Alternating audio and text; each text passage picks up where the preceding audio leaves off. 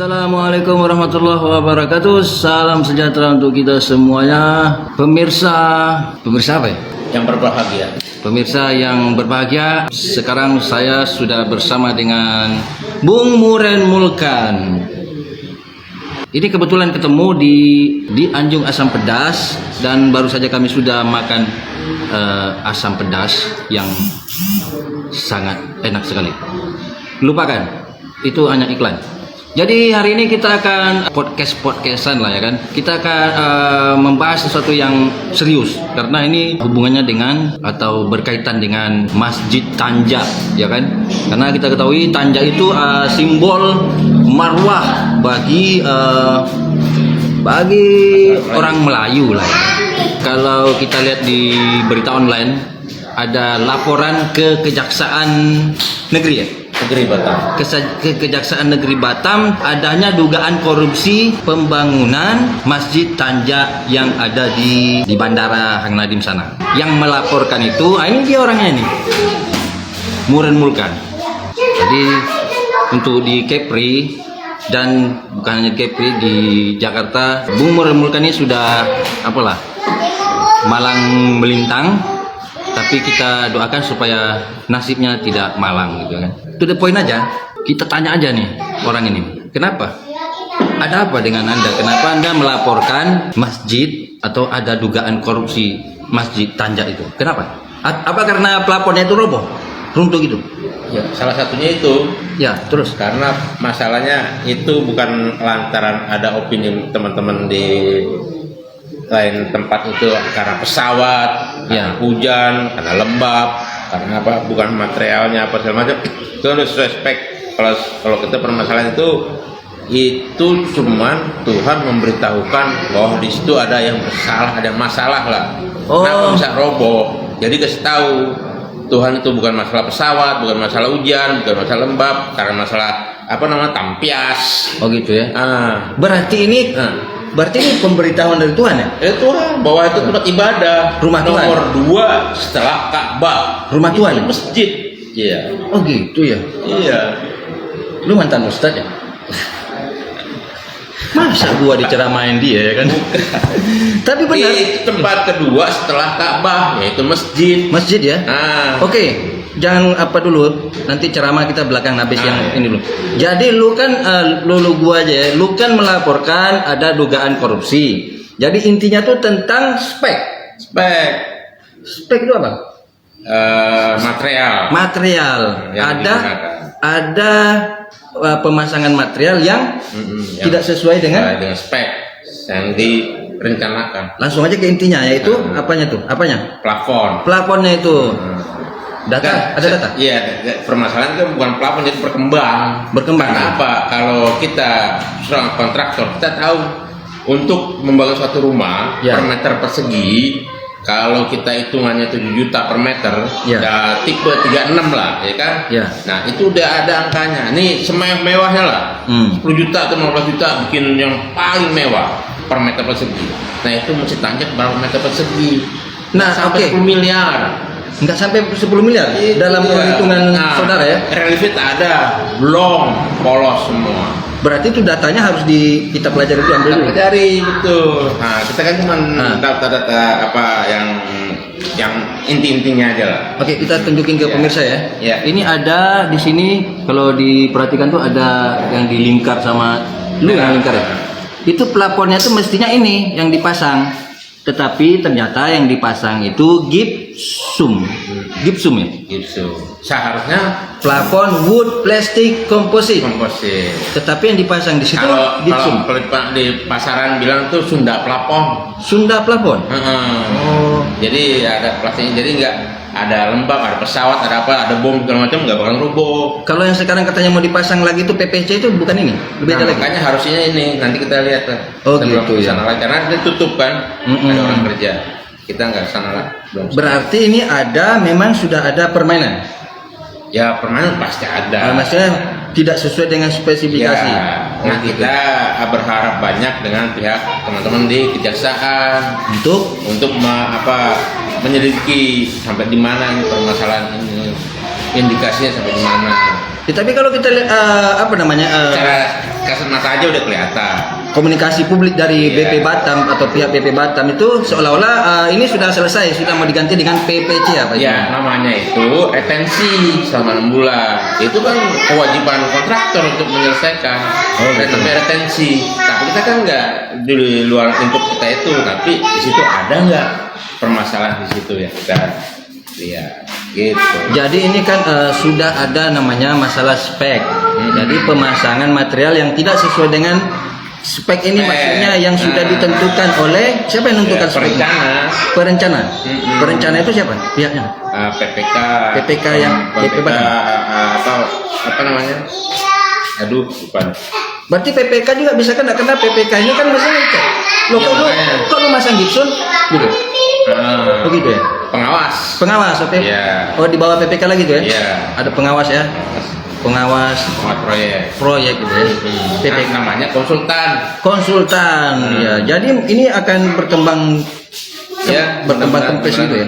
Misal ada pintu masuknya ke sana. Jadi menurut estimasi saudara, itu masjid itu yang ukurannya berapa itu tidak sampai 40 miliar gitu. Nggak sampai, betul beberapa kali rilis semacam ada di situ kan polos-polos aja.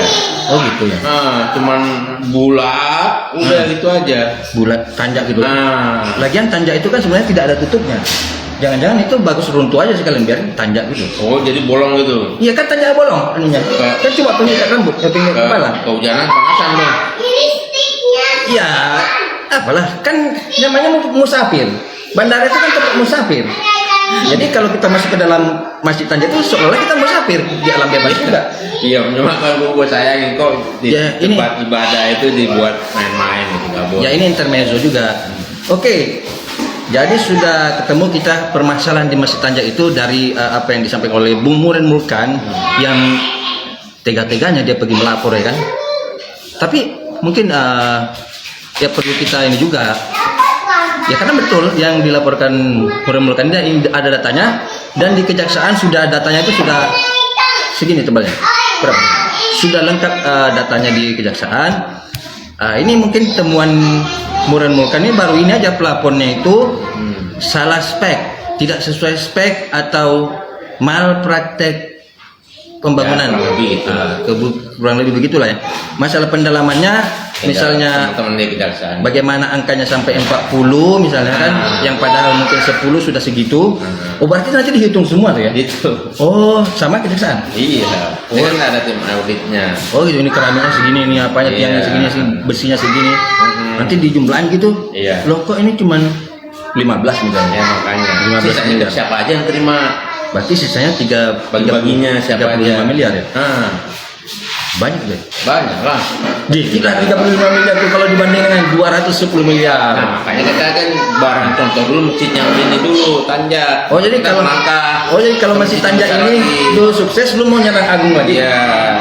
Lu Bukan rumah ibadah tuh nggak boleh dibuat cari duit. oh jadi lu mau ibaratkan Masjid Tanjak ini sebagai tanjakan gitu? Iya, kalau perlu keringat kita tuh jatuh ke situ.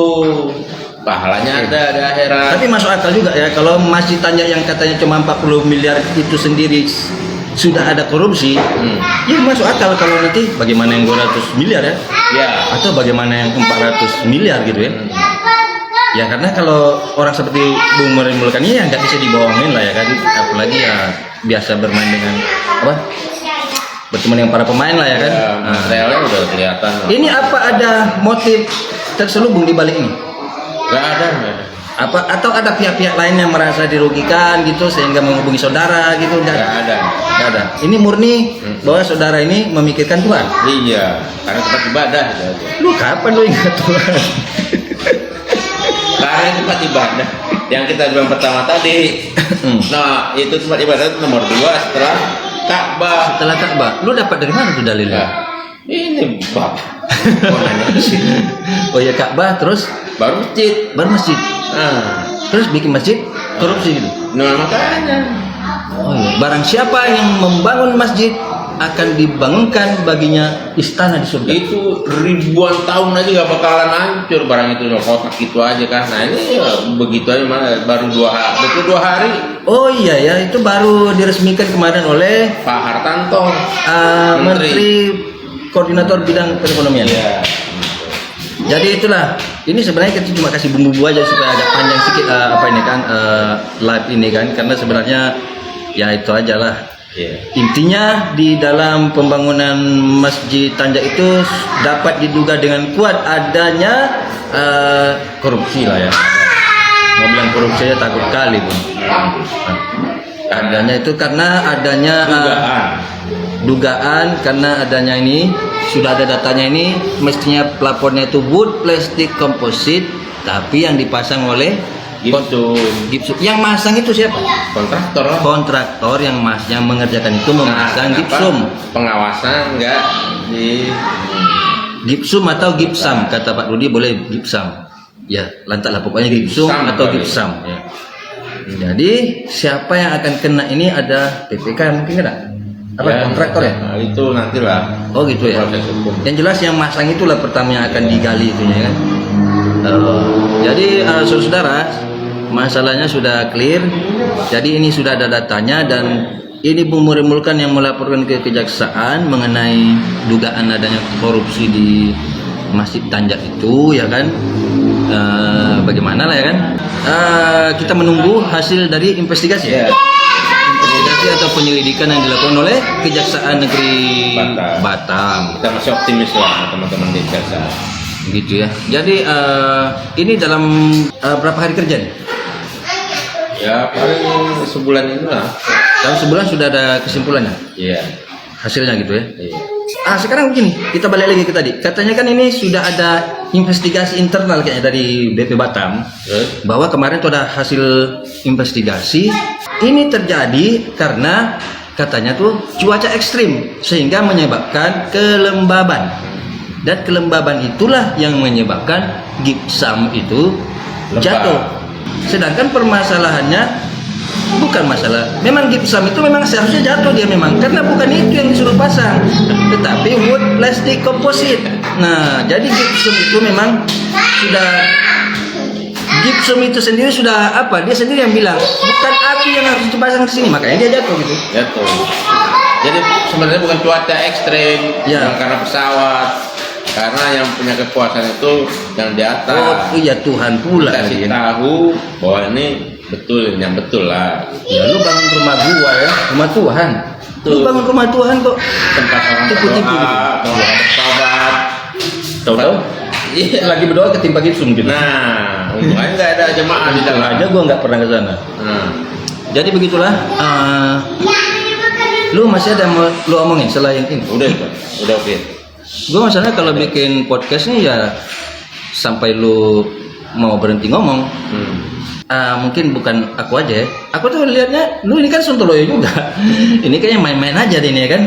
Pura-pura apa kan? Nggak boleh kita Pura-pura melapor pula ya kan. nggak boleh. Dia kan Nanti sasaran tembak orang. kalau kita piling-piling kan Misalkan gini, cuma gipsum aja lu laporin gitu.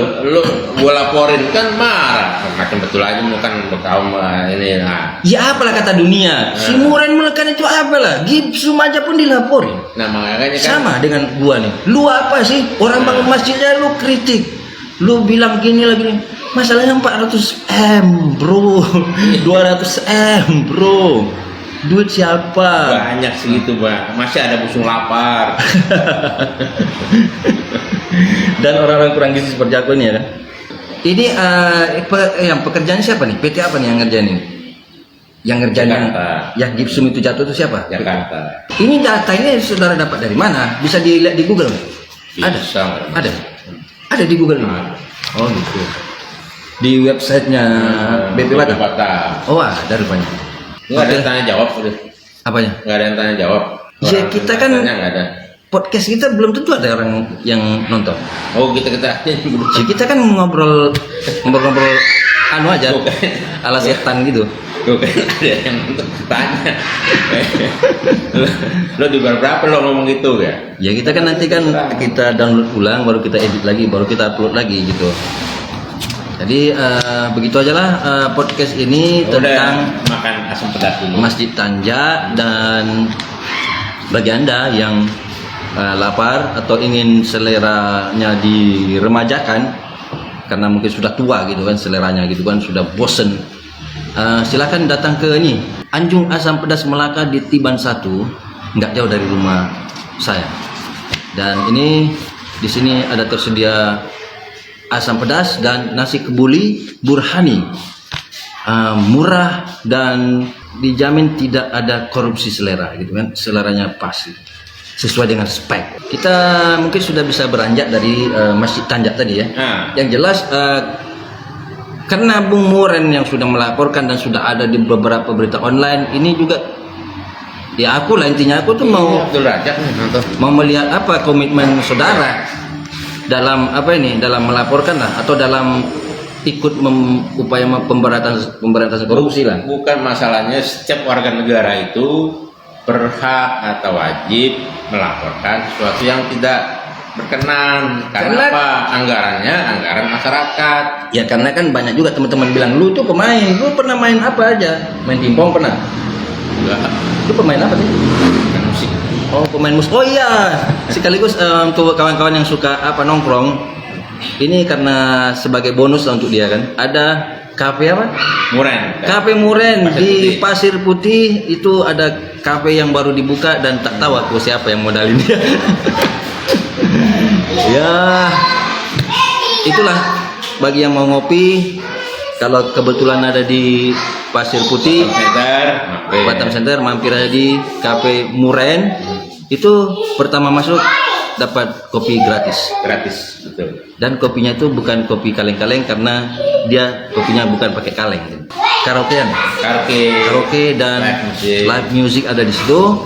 Baca puisi dan nanti kita akan tampil di sana untuk apalah buat konten lah ya kan. Supaya kita apalah agak eksis gitu. Baru sambil kita bicara tentang korupsi ya kan. Itu tadi komitmen saudara Mulkan sangat kita bagaimana ya berhasil atau tidaknya atau terbukti atau tidaknya masalah dugaan korupsi Masjid Tanja ini, perlu nanti Bung Muren Mulkan yang menyampaikan bahwa sebenarnya begini atau misalnya karena Bung Muren Mulkan dekat kepada Tuhan, mungkin bisa sampaikan Tuhan sudah memaafkan. Amin ya rabbal alamin. Wassalamualaikum warahmatullahi wabarakatuh.